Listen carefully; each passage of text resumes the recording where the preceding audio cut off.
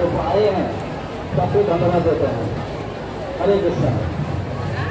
जगन्नाथ स्वामी ISKCON मंदिर में अभी जगन्नाथ अष्टक में बोला है कदाचित कलिंगी तथा विभिन्न संगीत करो मुदा श्रीनाथ यात्रा अभी निकलने वाला है। रमा शंभु ब्रह्मा अमरपति कलशार्चित करो जगन्नाथ स्वामी नयन पथगामी भवतु। যিনি কখনো কখনো যমুনা তীরস্থ গণমধ্যে ভ্রমণের মতো প্রজাপতিকাদের মুখারবিন্দের মধু পান করে থাকেন।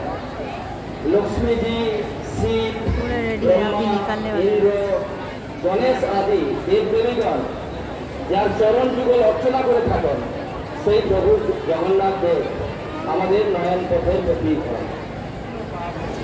শ্রী চৈতন্য মহাপ্রভু যখন জগন্নাথ পুরীতে নৃত্য করতেন তখন সেখানে মহাপ্রভু স্বয়ং রাধারানীর ভাবে তিনি কৃষ্ণ স্বয়ং তিনি ভক্ত বেশে এসেছেন।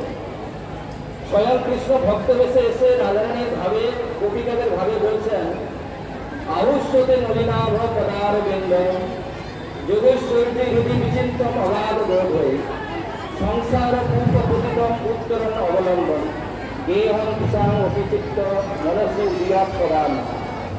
এর অর্থ হচ্ছে শাস্ত্রে বলা হচ্ছে যে গোপিকারা বলছেন যে যারা এই বদ্ধ জীব যারা সংসার রূপের মধ্যে পতিত হয়েছেন তাদের উদ্ধারের একমাত্র উপায় হচ্ছে প্রভু জগন্নাথ দেব তার পাদপদ্ম এবং যেখানে এই যে জগন্নাথ তার করুণার দিকও হচ্ছেন জগন্নাথ মূর্তি।